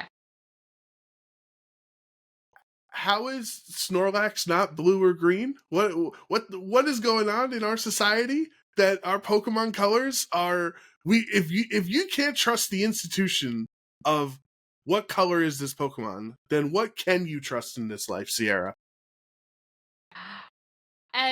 Oh my goodness. So this is coming off of a segment that we ran at Toronto that I cooked up months ago, and we haven't been able to find the time to air it. And it was the color categories of Pokemon. And so I ran that. I kicked Evan off the host role for that, since I had done all the information. and it was him and Aaron that played the game. That was the most evil segment That was that brutal. ever could have been ran. It was so good. And the fact, no idea, Evan is colorblind? We're sitting down to play this game, and Evan goes, "Oh, and I'm colorblind," and I just go, "What?" But he's just a good sport, you know. Okay, I'll play this color game as a colorblind person. Okay. I just oh my goodness, it was so funny. And then Aaron was losing his mind. It is absolutely worth going back and watching. For the answer on a couple of them, like Snorlax, for example, because Snorlax color category, despite the fact you would think it's blue or green, is black. I think that's actually because of the older sprites in the older games. Okay, update it. Game Freak, come on. It's 2023. Update the code. I don't know. Because the only thing black on Snorlax is like the outline of his belly. Like, besides that, like it makes no sense that there were so many. I think some of them, Aaron, which it was hilarious watching Aaron just like he walked out, he stormed out of the set at one point with one of the answers, but like maybe there was a glare or something, because depending on like what you guys saw on your screen, like the Chimecho did look blue, but I guess how it looked on your screen, like he was adamant, like, no, that is not blue whatsoever. Well, even when I threw that on the quiz, it did not look like it was blue. Also, because you're like, update the Snorlax, like, yeah, they could update it. I don't really know how high on their priority is redoing Pokemon color classifications. But, like, if you go back and look at super early Pokemon cards, Snorlax is, like, a very, very, very, very, very dark green / black, depending on how you want to really look at it. So, it's like, that's where that comes from, because I know people were upset about that. I think I was fuming, yeah. My favorite part of the segment, I don't know if it was the Snorlax or the Chimecho, but we don't have headsets on when they're in the lounge, so we can kind of hear what's going on. But I revealed the answer, and I just hear this, "What?" coming out from the crowd, from people watching this segment, I was thrilled with that. And yeah, it was so evil. I'm so glad that like that segment was a hit too. Like that was, oh man, like that's been in the works for a while. And then a lot of the segments that I had pitched, because I worked analyst for Pittsburgh, Peoria, and Sacramento. Majority of the segments, like I write paragraphs to our producer. I'm pretty annoying. But I have all of these ideas and like, this is how I want to implement it. This is how we can potentially, this is the assets I want made. And everything got put on hold because of all of our new graphics assets that we got for the stream. Stream looks amazing, by the way. It was all worth it. But like a lot of them have been put on hold. So I didn't get to run any of them. So when I heard that colors would be able to be ran at Toronto, I was so sad. And then Katie's like, "No, I still want you running it though." And I'm like, okay. And then I was super happy to see that it actually turned out super, super well. It was so funny. Like, I don't know. It was good. I was very proud. I was very happy. It was great. We didn't even get to finish it off because I was like helping backstage. Like there was, I don't know, maybe there was 10 or 11 Pokemon in total. So like we were looking at which ones to choose on the graphics. And so there's Bisharp and King Gambit. And I believe Bisharp is black and King Gambit's red or something like that, or vice versa. The other way. Yeah. And it's like, it's like, what are we doing here, Game Freak? It's the same, it evolves from the same Pokemon. Like, you're killing me. Like, and we were out to dinner that night, and we were talking about Ursaluna or something. Like, we were just talking regular VGC, blah, blah, blah, and then we talked about Ursaluna, and I was like, hey, Aaron, what color is Ursaluna? And he was like, I have no idea. Like, he was still tortured from the color segment earlier that day. Like, he just didn't want any part of that conversation. It was so good. See, I'm sad that we couldn't run that King Gambit, because, like, I did put particular ones in certain orders, because, like, you could tell, like, the Pokemon got more and more wacky as it went along to just really mess with you. Or, like, the Volbeat and Illumise, because Volbeat, it takes the color of its face, which is gray, as opposed to the red around its head. But then for the Illumise, it takes the purple around its head, as opposed to the blue on its face. Stupid things like that. So obviously the Bisharp and the King Gambit I put in that order, because like the Bisharp is red, which is what you would think it is. Yeah. So then it was super funny that the King Gambit's actually gray or black or whatever it is, despite the fact that the Bisharp is red. But then it was also just really funny to end the quiz on the Bisharp because both Evan and Aaron, especially Aaron, were just losing their minds. And then it seemingly just ended on a pretty normal Pokemon after they had like gaslit themselves into thinking that it can't be red. Yeah, like and then it's just Bisharp was red. going to be purple or something somehow, Purple. you know? Yeah. Yeah. And then it was just red and they're just like, nope, like I'm done. Like it was so goofy. So it was a good one. It was a good one. That was a great segment. Obviously, it doesn't have like as long of legs because you'll run out of Pokemon and the novelty will run off, right? If you do all 1,000 Pokemon, but that was it is interesting how like there's no orange, so like all orange Pokemon have to be brown or red. I learned that one in the Players Cup when Gabby and I played in our color battle, and I chose brown for obvious reasons. And I had like Arcanine and Landorus and stuff on my team as brown when they're clearly orange, but there's just no orange classification. So, yeah, which I always thought was weird because like if it's like, oh, we want more basic colors, then like fine, but then why is purple there? Why is pink there? You know, right? Pink could be red, purple could be blue. Specifically Earthworm pink, everybody's favorite color. Yeah, Earthworm pink. We were saying that all weekend. Like, oh, it's got shades of Earthworm pink on it. Earthworm pink. It was so goofy. It was so good. My favorite part too was I just ran through every single color on Earthworm to get to then like the fact that it was pink and there was no pink on it. Yeah. All right, well there's red. Oh, there's yellow. Okay, there's some blue. There's some gray. Like there's like 5 different colors on this Pokemon. What color is it actually? Oh, it's pink. It was great. That was a good setup. It was just a good weekend. Like it was a great weekend, honestly. Good. We all had a lot of fun. Even the lounge, like going into it, like there was like Halloween decorations, like everywhere for this lounge. The spooky lights and the spider webs, and you know, Cody with his Quagsires and dancing and stuff behind. I don't mean to reveal the man behind the curtain, but he does do a great job when he's setting them up and having them all dance and look freaked out. Like we called it Spooky Shot also on the line. It was like, okay, we're gonna have City Shot, Spooky Shot, casters, and like that was like the the technical term. That's such a good call. Oh my goodness, I love that. No, he puts in so much work, and the pumpkins that were like originally in the lounge to show off the show, he carved those. So they were super super well done. So I'm hoping that we get to do more silly things down the line because like. I don't know, as like the broadcast goes on, as the years go on, we get to do more and more goofy things. Like I think of like April Fools, where we got a little goofy. That's the first time I brought all the Piplups out to an event, and I was like, I'm doing a party for them, and I'm not telling you, Katie, what I'm doing.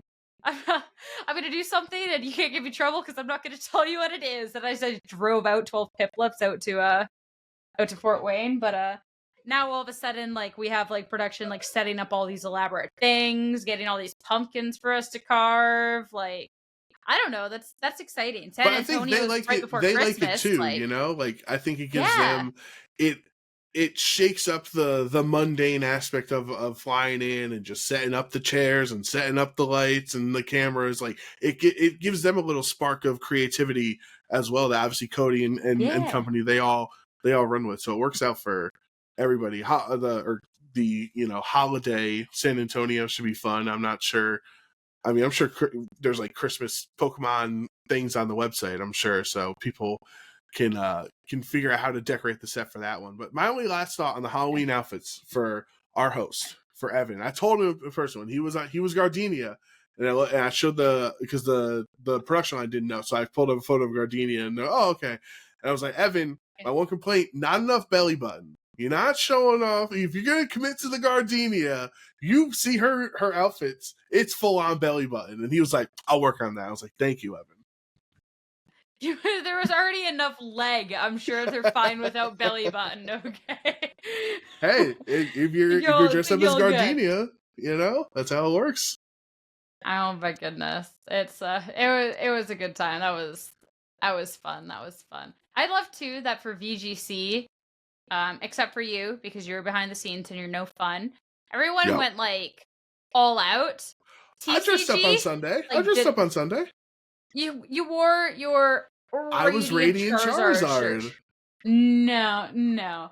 But like Go, they just wore like nice Halloween colors on the Sunday. TCG did absolutely nothing. And then VGC is just like, I'm wearing cat ears. Gabby's full on Ash Ketchum. We have Evan with his shorts. We got Professor Oak Jake.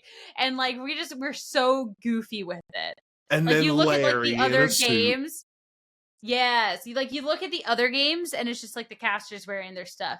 And then like you look at ours and you're like even on like the Saturday, like they were so boring except for obviously Did you tweet about Jeremy? Oh my, I was crying when I saw that. Yes, that was so funny because Jeremy's sitting there, his full AJ cosplay, and it's so like scuffed in the most perfect way. Like you can tell like he's cut it all out.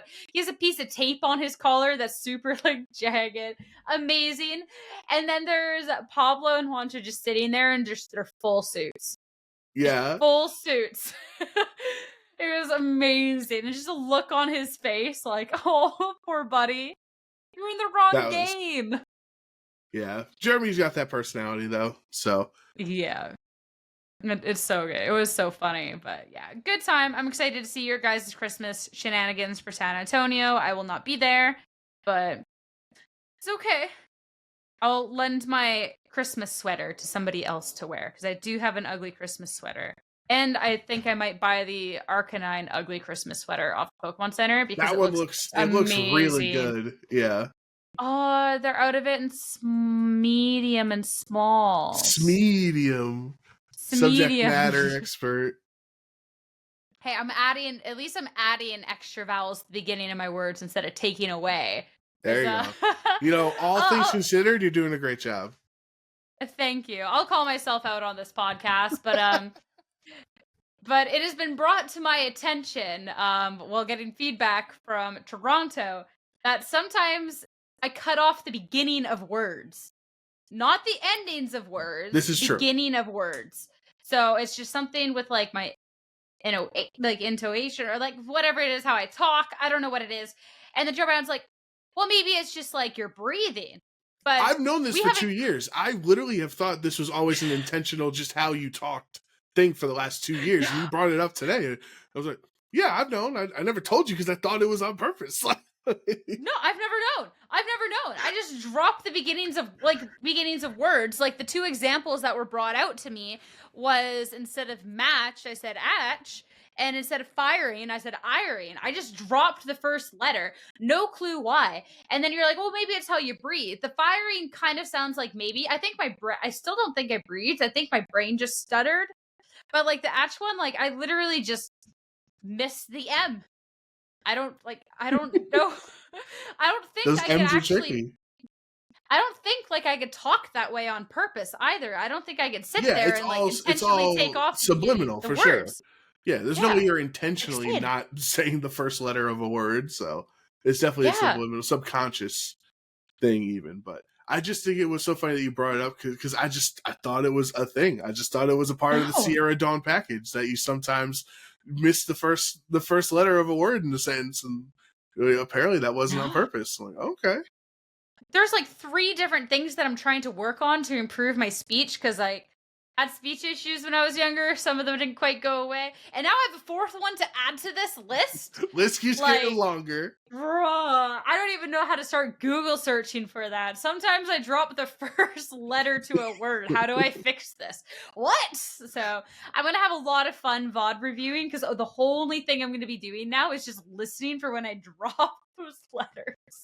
I think it's definitely breathing pattern related. Maybe somebody maybe we have a speech pathologist or whatever that job description is in chat, or who listens to the podcast, and they can send you in the right direction. Yeah, because the firing one definitely, like, you can convince me that is a breathing thing. The first one, the one match away, because this is not the beginning of sentences that wasn't either. Yeah, that wasn't a breathing We're mid-sentence. Moment. Yeah, so I don't know, but that's fine. So we'll Somebody will like have that to listen. sometimes, They'll give me Sierra. the answer. It be like you know? It's fine. It's it's fine. But hey, we'll have more Toronto stuff and breaking down metas as we look ahead to LAFC coming out next week's episode. A couple of other things going on to this week. We did, however, get our DLC release date today. Had we recorded this podcast on time and sent it out at the proper time, we would have missed this. Because Pokemon only releases when they can best mess with their podcast upload They thought schedule. they bested us too. They're like, haha, we're going to upload or we're going to tweet this out Thursday afternoon and it's too late for OHKO, but we bested them. We got them this time, but they're the ones with the last laugh because the DLC release is going to be December 14th, which is the Thursday before San Antonio, which means if anybody wants to sit there and no life the DLC, you got one evening to do it in before you have to leave for the regional. And I have a different thing that I'm doing where I actually have to head out before the Thursday. So I'm going to be working from Thursday till Sunday and then traveling the Monday. So I'm kind of sad. I'm not going to lie. Honestly, pretty selfish of you not to have your entire winter 2023 open for whenever the DLC part 2 was going to be launched. Yeah. So. Yeah. Well, I'm excited, Sierra, for all of the useless tweets of everybody saying like, oh, is this move that's clearly not going to be legal because we have precedent? Is this going to be legal now in San Antonio? Oh, is Incineroar going to be legal because it launched it, blah, blah, blah? You know we're going to get those tweets. 100%. Like, TCG deals with them when a new set comes out. When is this legal? VGC deals with them. It's, it's just being a little silly, a little goofy. It would be cool what if like day 1 is regulation E and then day 2 Swiss is regulation F? Whoa, it's too realistic. You have to stop. Though it would be cool to do a regulation F side event at the event. For sure. I think that would be cool. That'd be a good one. But I don't know. I'm super excited for the DLC. I'm still fingers crossed that there's some sort of battle academy, some sort of system like that, like there was in prior games. I think with what they've shown of the DLC so far, how the whole setup is, it looks like it's more around battling. I'm so adamant. I'm going to be so disappointed when I'm wrong, but I believe. I really, really believe.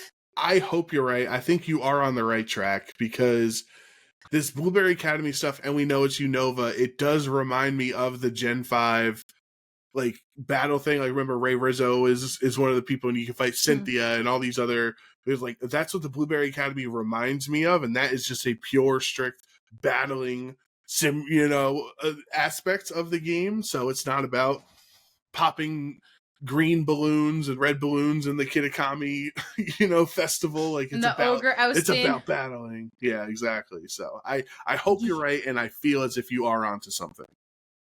I'm fingers crossed. I'm really, really hoping. I'm excited for the DLC, and the fact that it's like a month and a half away at this point isn't too bad. So I'm definitely curious. I cannot wait till I get my hands on that. But unfortunately, there isn't really much else to say about the DLC because they didn't do a trailer or anything yet. So I don't know. They didn't do a new trailer. I mean, I guess they don't have to if you already bought part 1. I guess most people would just buy the whole DLC, right, instead of just buying part 1 or part 2 by itself. So I don't think you can buy them separate. That's what I'm saying, right? So there's they already got your money from part 1 and they know you're going to get it. Maybe something right before it launches, they'll reveal the Entei paradox or something. Who knows? But maybe at this point, since they've already gotten our money from part 1, they're just going to keep it quiet and because I think most of the meat of this part 1 and part 2 was behind part 2. That's where you're going to have these the new trio paradox legendaries and the Archaludon, the Duraludon evolution, the Dipplin evolution. There's going to be a lot of things in that second half, but I just want to know what this darn Terra Turtle is up to, Sierra. Because it's gonna break the game. Whatever this turtle's up to, this mechanic with the rainbow Terra, we know it's gonna be busted. Well, the Terra mechanic isn't exclusive to the turtle.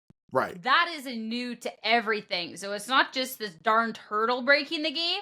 There is something out there that we don't know. It's actually really fun hearing about the theories and stuff, because that was the Pokemon players only talk about Pokemon over dinner, and that was our discussion, was trying to like, hey, what is this going to be? Some people said, and I actually really like this one, that the Rainbow Terra is your super effective against anything else that has Terra.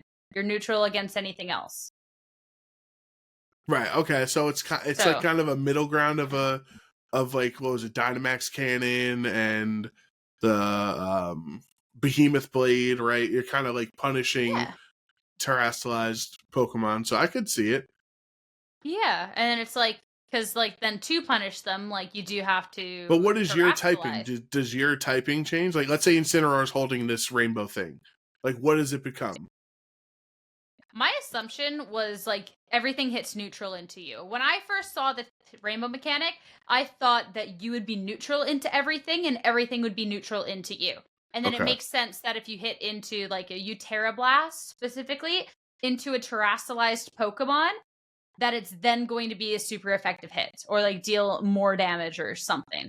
That would be interesting, because honestly, like at first thought, you would think, oh, that's great. If everything's neutral on Incineroar, that's great. But like some of the value of defensive Pokemon are those resistances, right? So something like Heatran. I think Heatran has like 8 or 9 resistances with that Fire Steel typing. So like one of the benefits before Terra, before this generation, was how strong it was defensively. So if you take away those resistances on Incineroar or something else, and it just takes everything neutrally, that actually doesn't help it out as much, because you want to switch in on a grass attack. You want to, switch in on a, I don't know, something else that Dark Root, I guess a psychic attack or something like that.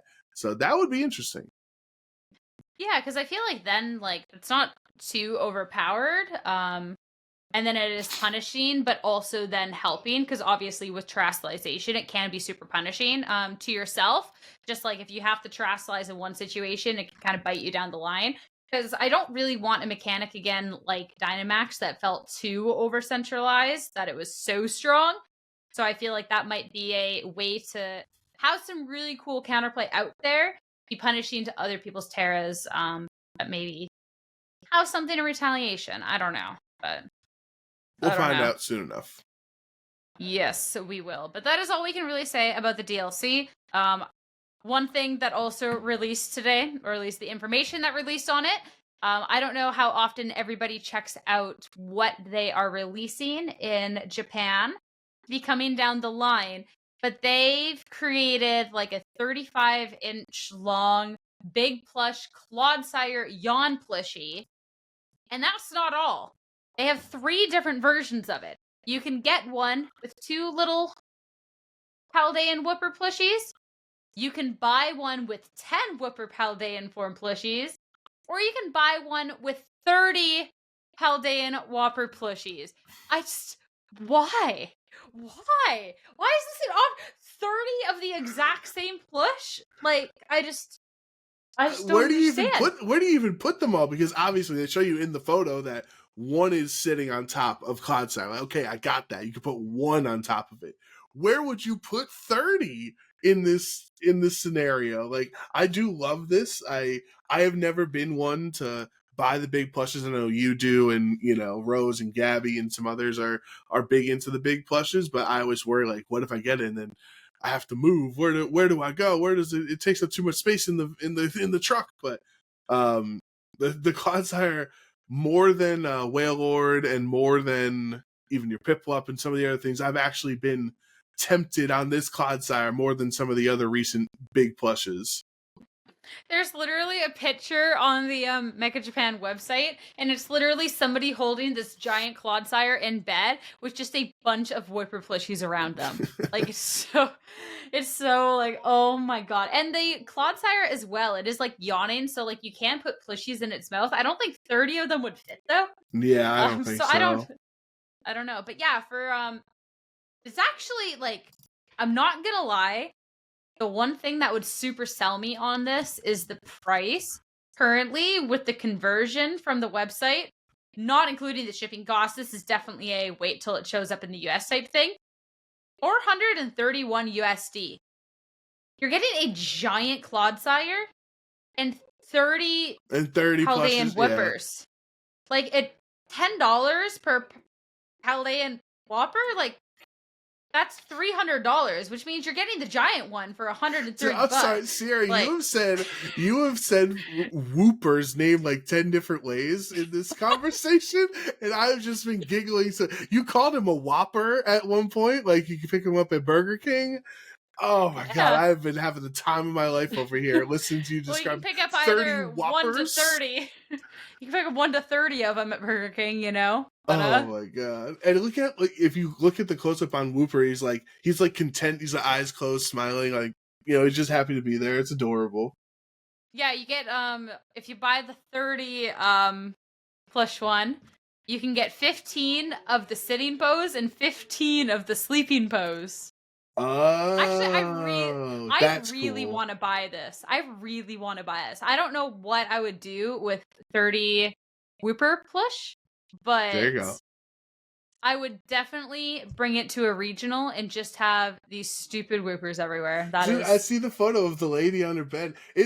Clodsire is her whole life. It's literally her entire bedroom is just covered by the Clodsire, and then she's got Whoopers in baskets and Whoopers on the bed. Like, it's just who she is. She's literally like the Clodsire's on the ground with a bunch of the Whoopers around. And she's like going to give it a big hug. Like, I love it. I just like looking by the pictures too. These Whoopers are actually like a decent size. So they are. Yeah. They cannot fit 30 of them into this Clodsire's mouth, which now, then again begs the question: why did they pick 30? They could have done like a 1, 5, and 10. Yeah. Even if they were like, you know what, 1, like 5, 15, 1, 10, 20. Why 30? That is such a weird number. Dude, this lady is really loving Clodsire in all of these photos. Oh man, I can't look away. I can't look away. The goofiest has just to be the picture of like the product and what you're getting, and it's just this giant Clodsire, and then it just shows 15 of these Whoopers in a row. Yeah. I mean, sorry, 30 of them in a row, 15 of each. 15 of each. Like 15 standing and then 15 sleeping. Yeah. Yeah, it's so dumb. So yeah, I think I have now sold myself on the fact that I do need to get this when it comes to America. I'm just going to roll up to a regional and somebody's going to be selling this and they'll have a garbage bag of like the 30 Whoopers and I'm going to be like, give it to me. This is my new personality. I mean, I think it's going to be at NAIC. I'd be pretty confident that there will be, maybe not the Whoopers with it, but at least the Clodsire will be at NAIC and it will be in the lounge. The one shame about that is NAIC is no longer driving distance for me. Nope. Which means I will somehow have to figure out how to get this. I Buy feel like I could fit all of that. Put your Clodsire next to you. At 35 inch, that's like, I feel like I could squish that into a big suitcase. I'd have to have one suitcase dedicated. I don't know. Maybe a checked suitcase, like not like a carry-on suitcase. Well, because like I have like this, right? But like how big is this? I don't know. How big is this big Wailord? We're talking about Wailord here for our audio listeners. She pulled up her Wailord plush. I think this is. I think Clodsire clears that Wailord. I think it's way bigger. Yeah, but my suitcase is about 10 times this size, and this is pretty big. What, you live in your suitcase? It's a gigantic suitcase. It is a pretty big suitcase. I have like my normal carry-on suitcase, which is the one I take to every regional, and then I have my giant suitcase for like internationals or anything like that. Well, I've got to get off this Mecha Japan website because now I've moved over into some of the other categories that they have on the sidebar, and I cannot afford to spend any money. During the podcast, I've been browsing through the Pokemon stuff, and I have 20 tabs open, so you're on the right path. I have Final Fantasy tabs open right now, yeah. Yeah. So yeah, I just had to bring up the giant Clodsire plush. Now that I've 100% sold myself on it, but y'all need to look up the images of this thing. It's actually it's comical. It's so funny. It's awesome. I love it. What if it's in Brazil? What if Clodsire's in Brazil? So they only ever really do the Pokemon Center for NAIC and EUIC because of distribution centers. So I would be shook. I will give you a whooper if they end up having this in Brazil, because I am that confident that they won't. I don't think they'll have any Pokemon Center in Brazil. So there's that. There's that. I'm excited for Brazil. We'll talk about that more next week. But we got time. I'm excited. Yeah, I'm excited. I am not excited to get my yellow fever vaccine, but we'll hopefully have a positive update on that next week. But we're getting close to the end of the episode, so of course we have to be ending off with our question of the week. If you want your question answered, you have anything about casting Pokemon, whatever that you would like answered, make sure to be leaving that in the comments or be joining our Discord, where if we don't have one posted on our YouTube video, well then we'll ask them. So this week's question of the week is coming from Leafy Arrow. With the DLC announcement, of course, there's been a lot of discussion about returning Pokemon. One of the more hot topic ones has been Incineroar. So the question is, who's the better intimidating fire type, Arcanine or Incineroar? And we're going to assume Hisuian Arcanine because it clears regular Arcanine. What's really cool about that in particular is Incineroar has kind of just been like the premier intimidator since it has Intimidate, it has Parting Shot, it has Fake Out, but there's also the addition of Covert Cloak and Clear Amulet in the current format, as well as Terrestrialization. So I feel like that's kind of interesting. And now Hisuian Arcanine's won 4 regionals in a row? Yep, so it's won every major Regulation E event so far. So this question is interesting because, as we said, we're taking it as Hisuian Arcanine because we know Arcanine versus Incineroar. Incineroar has won that matchup. We've never had a format that has had Hisuian and Incineroar legal at the same time. And I guess the question is what do you want out of it? Because obviously the answer would be Hisuian Arcanine gives you more damage output, where Incineroar can provide you more utility. Hisuian Arcanine does not have Parting Shot if Incineroar gets to keep that. This generation doesn't have U-Turn, it doesn't have Fake Out, it doesn't have these things. They both can have Will-O-Wisp, right? They both have Flare Blitz, they have some things in common, but unless the format develops into a spot that you need your Intimidator to also threaten knockouts, which I think that's why Hisuian Arcanine is so strong right now, is that it mitigates damage but also can one-shot things, and that's not really ever been Incineroar's role besides Flare Blitzing a Kartana in Gen 7 maybe. That was when you get your OHKOs, but if we get to a format that your Intimidator needs to be a damage threat as well, Hisuian Arcanine should have the value there. I don't expect that is what's going to happen, though. So my expectation would be that Incineroar is still going to be more valuable when the DLC comes out. So you brought up a really interesting or super valid point that, first off, need to know if there's still going to be Parting Shot onto Incineroar, because they have been adding moves, taking moves away from Pokemon, and I think if we had confirmation that Parting Shot is taken away from Incineroar, it's a little bit of a different discussion. I do think with Terrestrialization, it could be pretty interesting for Incineroar, because you could tear it into something that's gladly going to be switching into things and whatnot and not having to then spend your item on it. I'm thinking offhand something like a Safety Goggles. All of a sudden, if you're just a Grass Terrestrialization, you can just swap into every Amoonguss attempted Spore with getting the Intimidate and being able to Parting Shot out. There's not really too many Snarl users in format right now, so not really much ways to mitigate the special attack of things. So I think that would be super, super nice to have. And Incineroar, I mean, even without Terrestrialization or anything, or Assault Vest or anything, the joke's always been Incineroar will always live something once. So I think being able to have that as well in this format, being able to have that Parting Shot can be super, super valuable. I do think, though, with the addition of Clear Amulet and Covert Cloak, that the discussion starts to get interesting.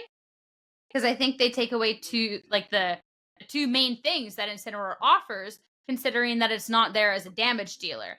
So all of a sudden, if you're going up against something with Clear Amulet and you have Hisuian Arcanine, you still threaten damage. You're still fine. If you go up against something with Clear Amulet with Incineroar, well, then you just lost one of the main utilities of this Pokemon. Or if you're swapping it in and you want this Intimidate and you need this Fake Out, something has Covert Cloak, well, now you can't threaten damage and you can't threaten this Fake Out. So I think that it's then dependent on the teams that you're going up against. Covert Cloak and Clear Amulet definitely do have a place in the meta. They're not always the most prevalent. They're not on every single team.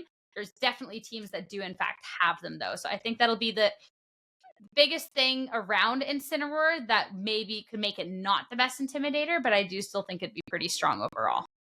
And the more Pokemon that get added to the game, and of course, we're going to have the GS Cup and all the other legendaries all come back at some point, that Hisuian Arcanine typing is really going to be problematic the longer the formats run on. 4 times a week to the water, it's essentially a Pokemon that even, like, I know sometimes they're not just Terra Normal and it's Choice Band Extreme Speed, but a lot of them are, right? It's a Pokemon that feels like if you bring it, you have to Terrestrialize because its typing is so bad against Urshifu and so many other Pokemon. Where it's also 4 times the ground, technically, too. So, consider that with Incineroar, who's even a Pokemon that is weak to ground. Actually, it kind of likes its Dark Fire typing. The only times it's ever gotten issues is against Primals, like with Groudon and Kyogre. That's you can understand why Groudon and Kyogre can deal with a starter Pokemon with a significantly lower base stat total. So that Fire Dark is really nice. You're immune to Prankster. You resist fire obviously on the other side. So like if someone else is going for a Flare Blitz, so that's the dichotomy to me, Sierra, is Hisuian Arcanine almost feels like it's forcing your Terra slot sometimes in some matchups, where Incineroar kind of doesn't even need to Terrestrialize and it still provides value. You're not wrong there. I think, too, with what Pokemon are going to be coming back and what kind of impact they're going to be making is definitely then going to be the biggest thing around there, too, because Landorus isn't dead yet. I know Landorus had the spike and then kind of dropped off a little bit, but I think we could find an equal place to where all 3 of them are viable, and it's just kind of the other 5 on your team that then which is going to be the best Intimidator for you, especially too since at some point like we got to get sick of too many Fake Outs on a team, right? Because we have Rillaboom with Fake Out, we have Iron Hands with Fake Out. All of a sudden, if you then don't have your Hisuian Arcanine, but you have Incineroar, well, then you got 3 Fake Outs, but like you're not really having damage with the Incineroar. The Iron Hands, depending on what it's matching up against, doesn't have the damage. Depending on what it goes up against, it can have the damage. Not guaranteed, but it could be kind of weird. But I don't know. I don't hate Incineroar coming back. I know people are torn on that, but I don't know. That is a bold statement.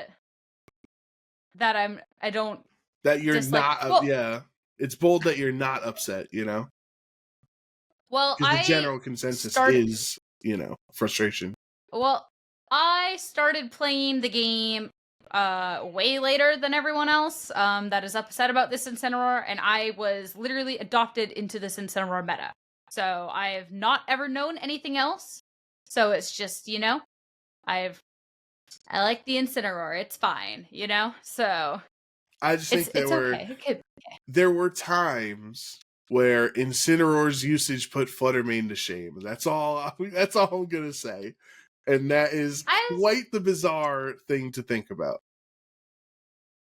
Yeah, but it's just intimidating and then leaving. Whereas Fluttermane just nukes your Pokemon. So 2 different areas, but I am still curious to see how it'll play out. But that was a good question. Would love to hear what others think of the Incineroar. If you think it's going to be the premier Intimidator, or if you're just even unhappy with it coming back in. But I think at that point, that's it for this week's episode. Yeah, I think we had a pretty fun one considering we're kind of just chilling right now, Sierra. We hopefully, fingers crossed, have an exciting podcast planned next week, and as we go forward, as we get closer to Brazil. But here we are, 2 hours in, and feels like no time has passed at all. Especially too, since going into the podcast, we're like, we're going to talk about Toronto. Yeah. And it's been this whole discussion. So I really hope you all enjoyed. Thanks so much for getting to this point of the podcast. If you made it to this point, of course, we do have our Discord server if you want to be joining that, or you can find us at OHKO Podcast on all of the socials, including Twitter, where you'll be getting updates, as well as in Discord. But if you don't want to join the Discord, about what's happening with everything going on. But thanks again so much for listening. We'll catch you in next week's episode.